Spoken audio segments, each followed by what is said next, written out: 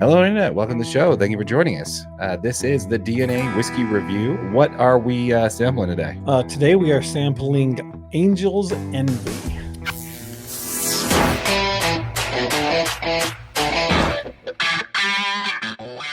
Angel's Envy is made by the Louisville Distilling Company, which is a subsidiary of Bacardi Limited at Angel's Envy Distillery in Louisville, Kentucky. The brand was founded in 2006 by Lincoln Henderson. He is a Bourbon Hall of Fame member and master distiller, and that was founded along with his son Wes. The name Angel's Envy comes from Angel's Share, which is the 5% of whiskey lost to evaporation each year during the barrel aging.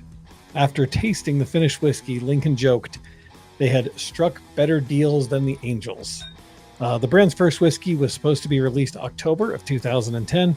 They did delay the launch 6 months until he deemed the final product perfect. And his note on that was, when it comes to whiskey, perfection is worth waiting for. In 2016, Angel's Envy opened its first full production whiskey distillery along Whiskey Row in the heart of downtown Louisville since Prohibition. On the first day this distillery was open, production needed to mill malted barley, which was used in the mash, into the cooker. But instead of the barley going into the tanks, it was blown all over the actual mill floor, which left 1.5 feet of malted barley covering the floor. 6 hours, many employees later, they got it all cleaned up and they were moved on over to production. Since opening production, facilities from both established and new brands such as Old Forester, Michter's, and Rabbit Hole opened up shop along or adjacent to Whiskey Row over the past 8 years. The facility offers a bottle your own single barrel experience where you as a guest get to fill, cork, and label your own bottle in a single barrel bourbon. This, along with the other guest experiences, have proven to be so popular, the brand completed a 13,000 square foot expansion to the distillery to help accommodate an additional 64,000 visitors each year. In less than 10 years from its 2011 launch, Angel's Envy has expanded distribution to all 50 U.S. states,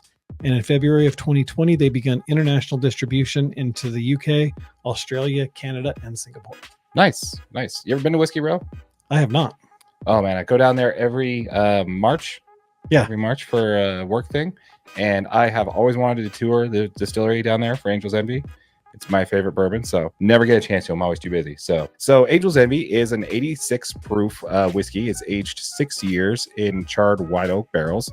As you know, one of the qualifiers for any bourbon is that it has to be aged at least a minimum of 4 years in virgin white oak barrels. This one is aged 6 years, is then finished in a port wine cask after that, which some would say would make it no longer a bourbon. Technicality, guess they're technically right on that one, but you know, I'm not really one for technicalities or don't be tradition. a snob. Exactly. All right, so again, Angel's Envy bourbon is made in Louisville, Kentucky, right? The mash bill is 72% corn, 18% rye, and 10% malted barley. So you told the story about the Angel's Share, right? Yeah.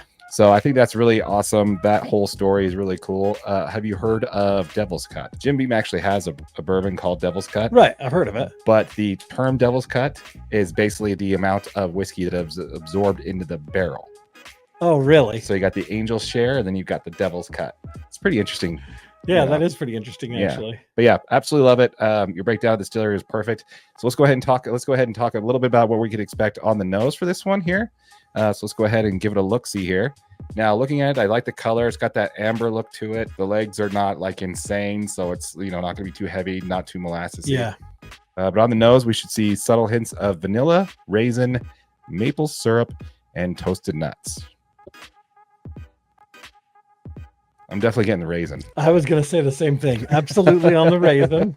I do get a little bit of the maple syrup because it has like that sweet after. I think that raisin's definitely going to be coming from that port cask. Absolutely. That finished in the port cask there.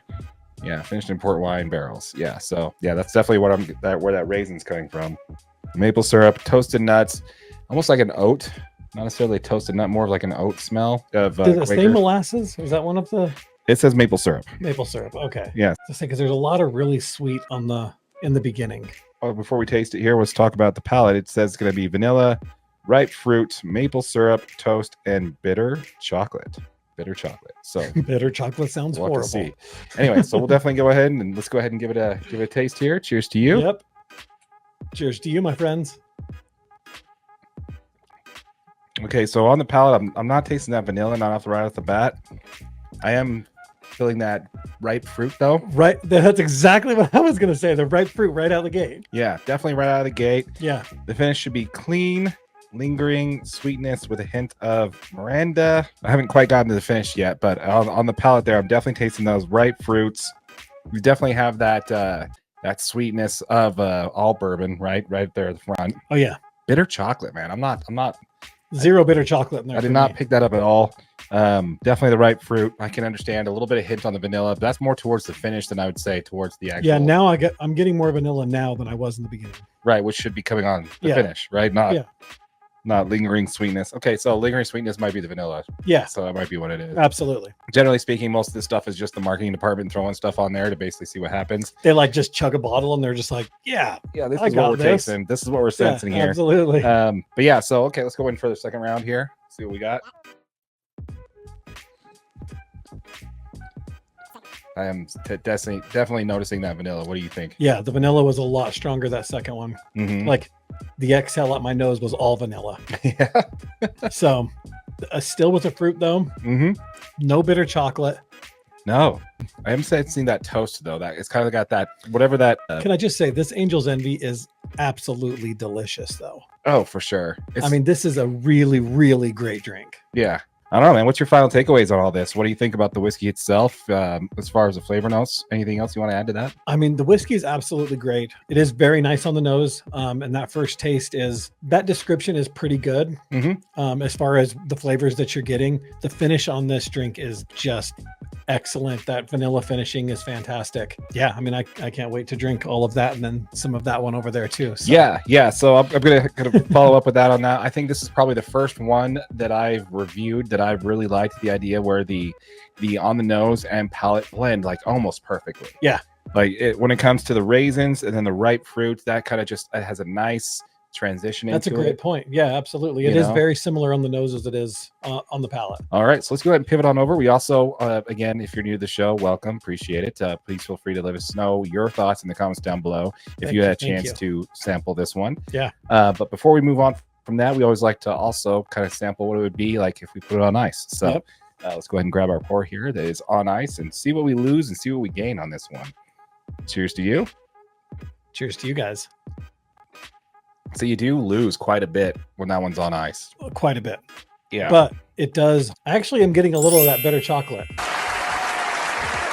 Oh, yeah? That's kind of funny. Yeah.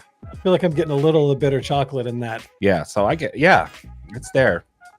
Funny how we So the bitter chocolate is only effective when you have ice in it. Yeah, when you water it down a little bit and put it on ice.